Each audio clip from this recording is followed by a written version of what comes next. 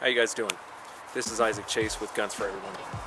I wanted to talk today about something that you may or may not have heard of or experienced. It's called the range mentality.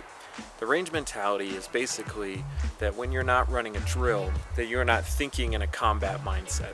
So if the drill is over and you get sloppy. You get sloppy with your gun handling, you get sloppy with your reholstering, you get sloppy with your fixing a malfunction, or things like that. If I am not in the middle of the drill, I don't need to think in that combat mindset. So as an example, when we talk about reloads, if we incorporate a reload into a drill, we teach the students, or the shooters, how to reload in an effective way that will get the gun back into service as quickly as possible. And so that's what we try to do during the drill. But if the reload is not part of the drill, then the students will get sloppy or lazy with it. And as an example, when they go to do their reloads, instead of doing them here, they can see the threat, they can see the gun, and they can work here. They'll drop the gun down here to do their reload.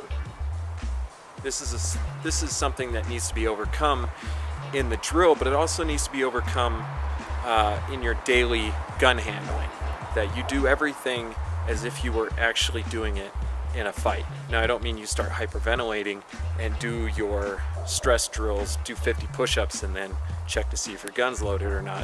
What I mean is that you always treat the gun as if you are in a threat situation. So when I pull my gun out to check to see if it's loaded, I always check to see if it's loaded up here in front of me. When I go to reload, I always do my reloads up here in front of me.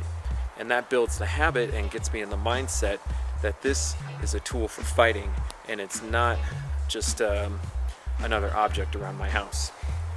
I'll give you an example that doesn't have anything to do with me. I read this example from Dave Grossman's book, which is on killing. I recommend that book, very insightful. Police departments, when they used revolvers, used to teach the cadets on the range that when they finish shooting their revolver, their 6 rounds, that they empty their brass casings into their hand and put that into their pocket and then reload so that they could continue to shoot. And then when they were done, they would take those casings out of their pocket and walk over and dump them in the brass bucket.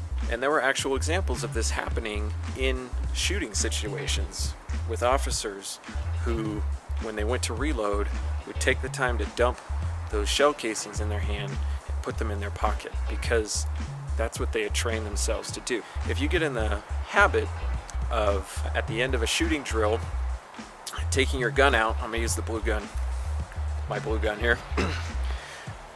At the end of the shooting drill, you go from pew, pew, pew, pew to, oh, that was a fun drill. Wow, I really learned a lot. You go from pew, pew, pew to dropping the gun down here where it's not in a ready position, it's not available for you to use again as quickly as if you were paying attention to where you're keeping the gun. If you're gonna go here, are you coming back and looking for your threats? Or if you come out here and then go straight back into your holster. This is what we see a lot. We see a lot of the pew, pew, pew drills over. That's something you gotta train yourself out of. So if you haven't taken a class before, think about that and practice that, because it will come down to habit.